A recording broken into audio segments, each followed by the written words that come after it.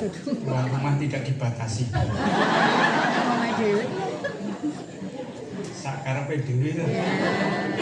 Bapak Ibu saudara-saudariku yang terkasih. Kami bertiga itu saya selalu mengajak dan mengusulkan untuk bisa merayakan syukur ulang tahun di keluarga. Sebagaimana yang Romo Abi katakan, karena memang keluarga lah ya dasar dari panggilan itu sesungguhnya. Sekalipun dulu ya saya mengenal Kristus sudah SMP kelas 3 saya dibaptis. Keluarga saya Muslim gitu. Tapi saya percaya bahwa melalui keluarga ini benih panggilan itu ada. Hanya memang kita tidak mengenalnya. Tapi ada jalan untuk itu. Maka saya selalu mengajak untuk bersyukur bersama keluarga.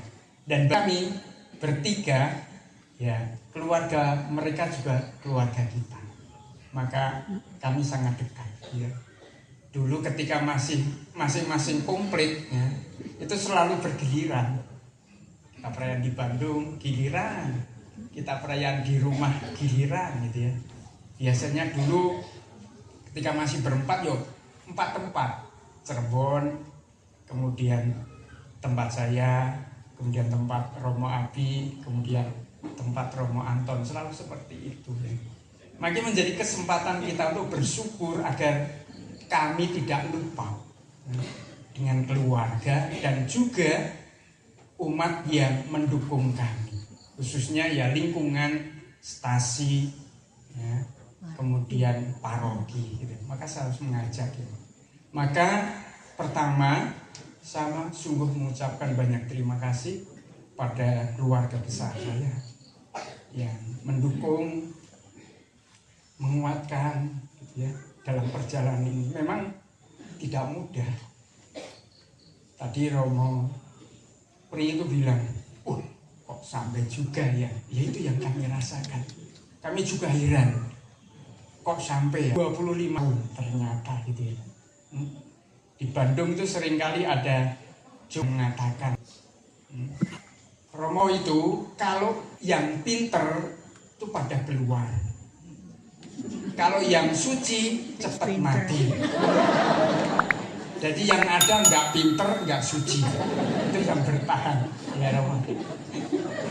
Ya, termasuk Romo Tri ya. Romo. Ya inilah gitu ya. Tapi kami mencoba untuk setia. Maka kami selalu mengenang moto ya, tabisan yang selalu saya nyanyikan gitu ya. Tadi Mazmur tadi. Ingat? Ya Tuhan, aku datang untuk melakukan kehendak-Mu. Tuhan yang memanggil. Ternyata tidak indah. Ya kami angkat. Gitu ya. Tadi Romo Abi men-sharingkan betul bahwa akhirnya kalau kita sungguh menyadari bagaimana Allah memanggil dan mencintai kita dengan caranya. Terkait kehendakku tidak sesuai dengan kehendaknya. Nah ini yang pergumulan. Bagaimana kami harus selalu menyelaraskan hidup ini yang telah berani menyerahkan diri kepada kehendak Allah, untuk melakukan kehendak Allah. Saya selalu ingat, saya selalu hayati nasihat Romo pembimbing rohani saya. Dulu ketika saya mau ditabiskan, Romo pembimbing itu dalam tanda petik menantang. Kamu yakin mau tabisan? Kamu yakin? Karena pembimbing rohani bertanya seperti itu, saya bingung. Gitu. Kan beliau yang tahu persis tentang perjalanan panggilan saya, karena setiap kali saya bimbingan dengan beliau. Ya. Nah, ada apa di balik itu? Beliau hanya mau menggali ya, apa yang menjadi dasar hidup panggilan dan pilihanku. Dia menyatakan bahwa frater, kamu itu mau menjadi seperti apapun hanya 2 hal. kalau orang-orang itu dekat, baik, senang dengan kamu, apapun yang kamu lakukan, pasti mereka akan memuji, mendukung. Tetapi orang-orang yang tidak suka dengan kamu, apapun yang baik, mereka pasti akan mencela. Terus kesimpulannya, maka jangan mendasarkan panggilanmu pada dua-duanya. Kamu semangat ketika didukung, dan kamu akan drop ketika kamu dikritik. Jangan didasarkan. Tapi dasarkanlah panggilan pada Dia yang memanggil. Dia akan setia. Dia akan mencintai dengan caranya. Itu yang pertama. Saya ingat terus.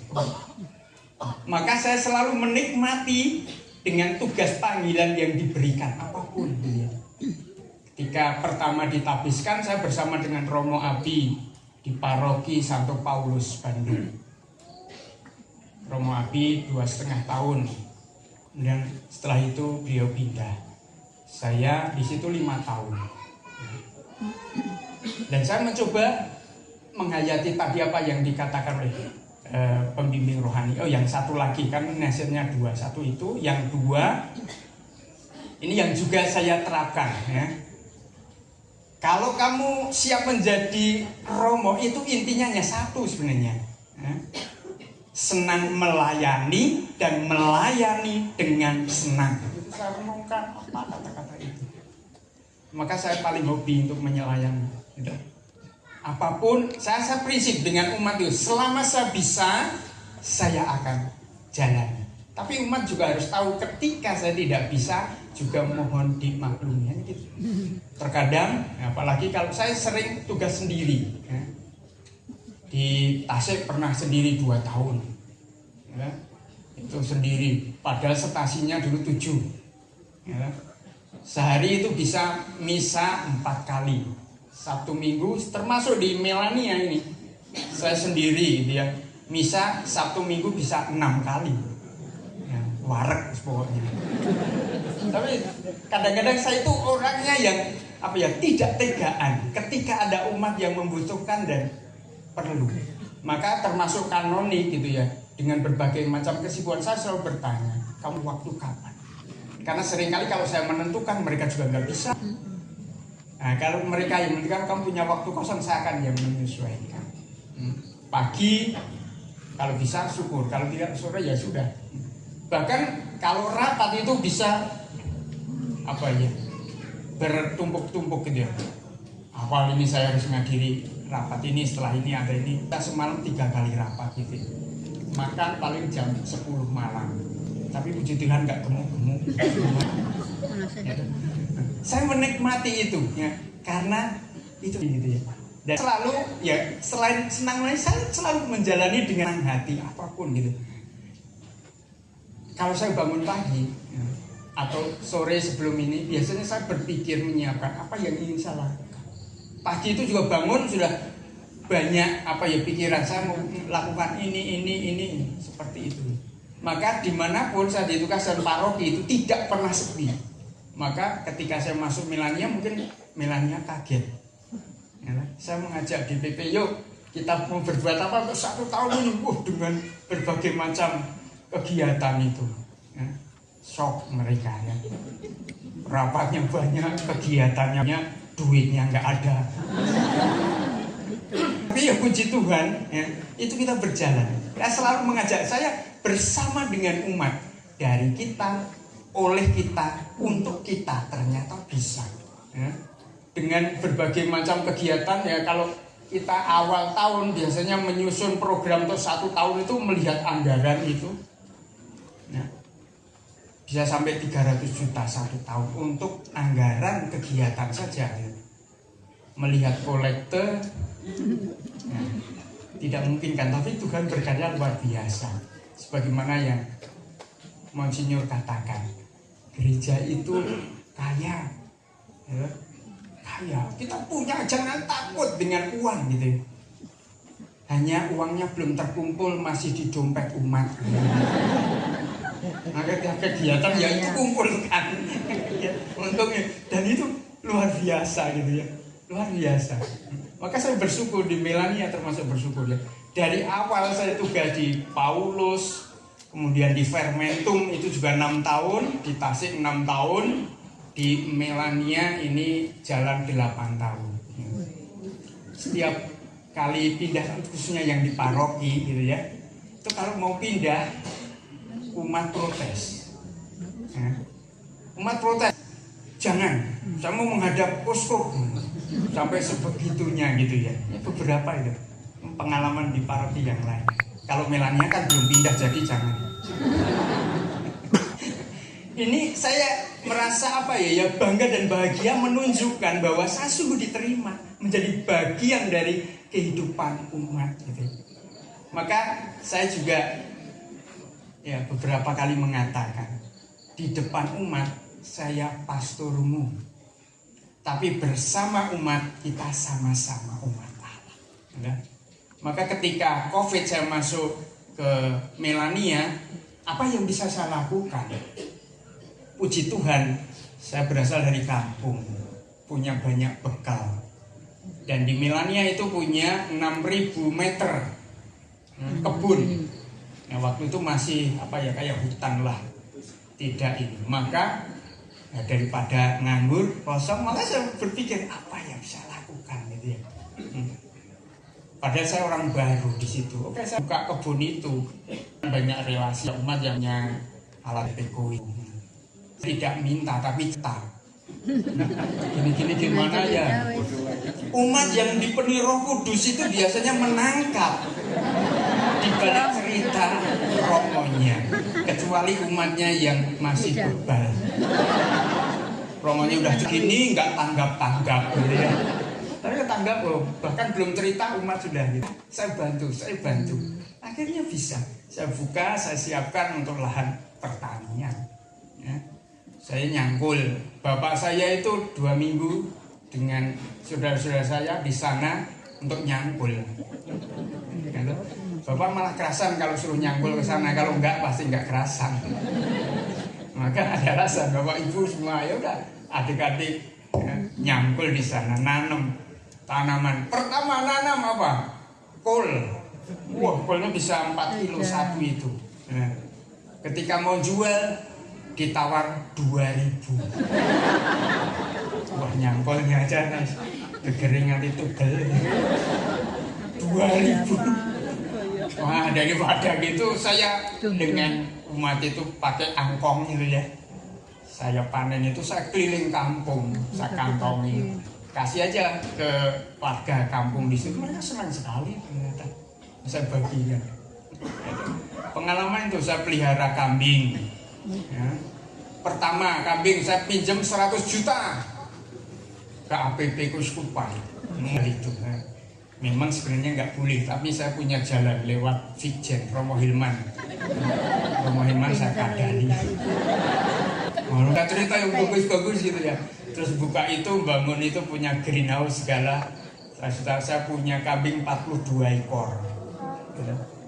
Misinya sebenarnya dulu PSE, memberdayakan sosial ekonomi bersama warga masyarakat. Sama keliling masyarakat, tanya apa yang bisa kamu lakukan, pengen pelihara kambing, maka usaha itu sebenarnya. Mereka yang usahakan, saya ngambil kambing dari mereka, saya besarkan bersama mereka yang menjual. Ternyata duitnya tidak dibalikin saya. Pengalaman pertama bangkrut. Pertama itu 125 juta. Ya kan? Itu sepeser pun tidak dikembalikan. Nagih tetangga sana punya apa? Punya kambing 5 saya ambil. Punya apa? Ya kayak gitu aja lewat karyawan itu. Membalikannya lewat itu. Karena nakal ternyata. Oke, tapi nggak pernah putus asa. Untuk berbuat baik kan nggak boleh ya.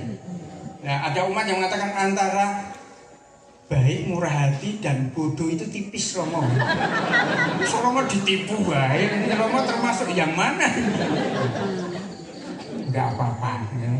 Orang baik bodoh itu nggak apa-apa, daripada sudah bodoh nggak baik. Oke, punya sapi, pernah pelihara sampai 7 sapi, punya 7 ekor kambing yang kambing dijual. Nah, yang kemarin 1 tahun kemarin Saya punya 7 ekor, yang 3 sudah. Oke, tapi itu duitnya balik. Terus yang kambing, ini 19 kambing. Aku 86 tan. Sampai sekarang spesial aku juga belum. Ini pengalaman yang kedua. Oh, ternyata bodoh kok diulangi. Saya itu penuh belas kasih ya. Ketika melihat orang itu cerita gitu ya sudahlah. Sampai sekarang nggak pernah saya pikirin. Ya, ngapain gitu ya. Kalau memang rezeki saya ya pasti akan balik.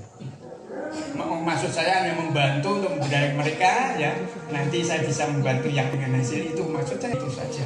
Maka saya tinggal lapor Romo Hilman aja waktu masih Fitjet. Mau saya gini ya sudah, nggak usah dipikirin daripada stres. Lebih berharga imamatmu. Jadi nggak kembalikan yang 100 juta. Nah itulah orang udah bodoh kan. Nggak, orang murah hati memang seperti itu. Pengalaman dalam ini ya. Nah, yang kedua yang saya bersyukur itu banyak umat yang baik. Kami itu bertahan karena dikelilingi, didukung, dikuatkan, diteguhkan oleh orang-orang yang baik. Termasuk Bapak Ibu yang hari ini juga datang. Saya percaya Bapak Ibu orang-orang yang baik ya. Wajahnya sudah bersinar atau mulai redup. Ya, sabar, saya sudah menyiapkan bakso. Banyak umat saya juga mengalami itu ya. Doa saya pribadi itu saya dua. Satu, saya selalu bersyukur panggilan imamat luar biasa. Yang kedua, bersyukur orang-orang yang mengasihi hukum saya, khususnya keluarga itu saya selalu bawa doa. Maka dimanapun ini mungkin dekat jadi Romo, kalau nggak jadi Romo itu jadi Romo itu ternyata menyenangkan Bapak Ibu. Iya, khususnya ini anak-anak ya, menyenangkan di Romo itu. Ya, nggak usah kirim istri, usah kirim anak, istrinya angin, anaknya sakit. Kita enggak, kecuali kita masuk angin, tinggal telepon umat keruan. Gampang kan? Rumah sudah disiapkan, segalanya sudah. Mau sekolah sampai S5 itu yang jualan di jalan gratis. Romo itu seperti itu. Kok enggak pada tertarik ya? Iya, lihat saja. Pantaran saya ketika saya melihat itu bertemu gitu ya, saya udah pangling. Kamu kok udah tua, jelek ya? Iya, jelek. Orang mengira saya umurnya berapa? Hah? 17 tahun. Akarmu lah. Akhirnya jawab Mengira. Oh ya, kuncinya itu. Karena kuncinya ini bahagia. Nah, itulah karya-karya ini. Maka kunci ya, kami bertahan gitu ya. Yang pertama, sungguh menyandarkan hidup karya pada Allah. Maka saya tidak pernah khawatir, takut gagal, takut enggak. Saya tidak pernah ya selama ini minimal tidak pernah marah baik dengan umat maupun dengan DPP apa enggak, kecuali terpaksa. Berarti pernah. Selama ini dengan DPP enggak. Saya selalu mengatakan biar pokoknya semakin banyak umat yang mau terlibat dalam kegiatan gereja, yuk. Saya selalu mengajari, andainya umat itu baru bisa tepuk tangan, hargai sudah bisa tepuk tangan, jangan dicela. Tumben ke gereja bisa datang lagi. Ya. Maka saya gitu, selalu mengajarin itu, merangkul, mengajak, melibatkan semuanya. Nggak usah merasa bahwa saya merasa dilangkai, saya merasa ini itu kan tugas saya. Ada orang yang mengerjakan, bersyukurlah. Harusnya seperti itu. Maka Buyuk, tanya aja Melania, luar biasa Melania. Meskipun tidak kita publikasikan gitu ya, tapi kegiatan luar biasa. Melania itu tahun kemarin itu kegiatan ketopraan bisa, ketoprak Mataram Melania, drama tentang Melania ada, drama pulsa tentang Pekan Suci ada, kita menggunakan seluruh lapangan gitu ya. pakai Yesus naik kuda beneran ada, macam-macam ya. Makanya kita ada bagaimana kita mengungkapkan ya iman dan persaudaraan itu gitu. Maka selalu menantang sesuatu yang baru, jangan hanya gitu-gitu saja. Gereja nggak hidup. Waktunya masih panjang. Jadi pengalaman itu pernah mendasarkan pada Tuhan. Kalau saya gagal, yang salah pasti Tuhan. Gitu aja, itu penghiburan. Gitu. Nah, maka jangan jangan takut, tidak aja. Tuhan pasti, Tuhan itu maha baik kok. Gitu. Maha baik kan. Selalu mendampingi asal kita mau membuka hati di hadapan Tuhan. Itu mendasarkan daripada Tuhan, firman Tuhan, renungan itu ya. Yang kedua, mendasarkan pada pelayanan. Ya. Selalu melayani umat. Itu juga kekuatan. Ya. Bukan untuk melayani diri sendiri, tapi hadir bersama dengan umat. Dalam homili kemarin di Melania, saya menghayati bahwa gembala berbau domba, permusuhan. Jadi bersama dengan umat, hadir, merasakan keprihatinan, kebersamaan dan sama mereka. Dan itu kekuatan luar biasa. Maka saya dimanapun diterima, punya banyak keluarga. Ya. Tahu Romo gitu, wah. Kalau orang lain mungkin nggak akan dibukakan pintu. Kalau Romo belum datang, pintunya sudah dibuka. Gitu. Wah. Saya itu banyak pengalaman. Itu ya, doa untuk bersyukur itu dan berterima kasih atas segala kebaikan. Saya tidak pernah minta banyak hal, tapi Tuhan selalu. Saya batin aja ya. Kalau saya butuh sesuatu batin gitu, Tuhan dengan sendirinya akan menyelenggarakan itu. Gitu.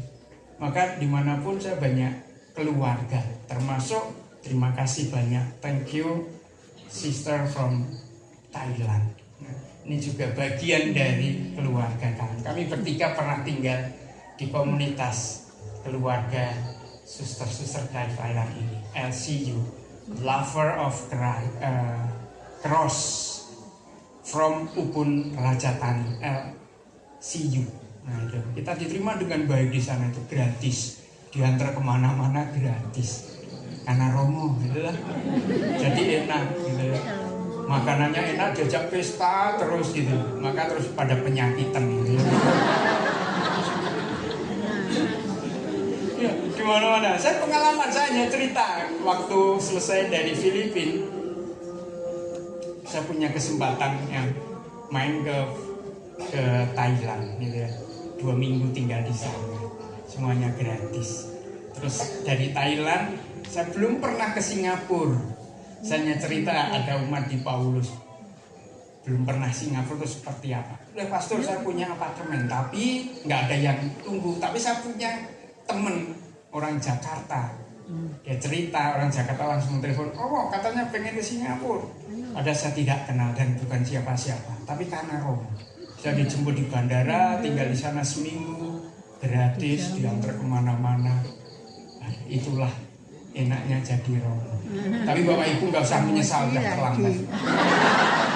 Bapak Ibu boleh membayangkan saja enaknya hidup Romo-Romo yang ada di depan ini.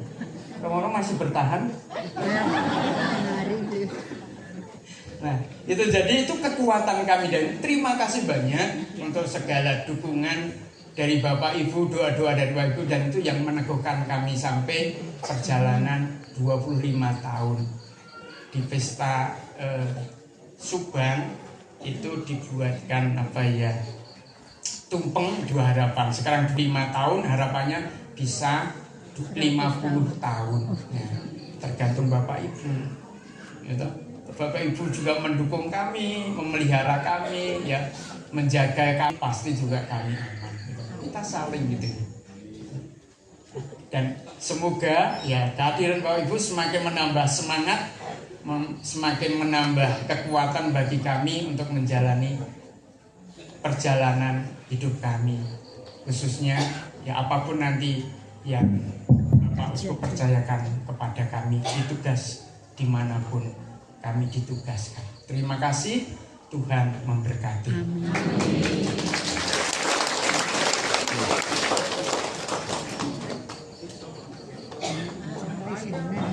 Saya tambah dong.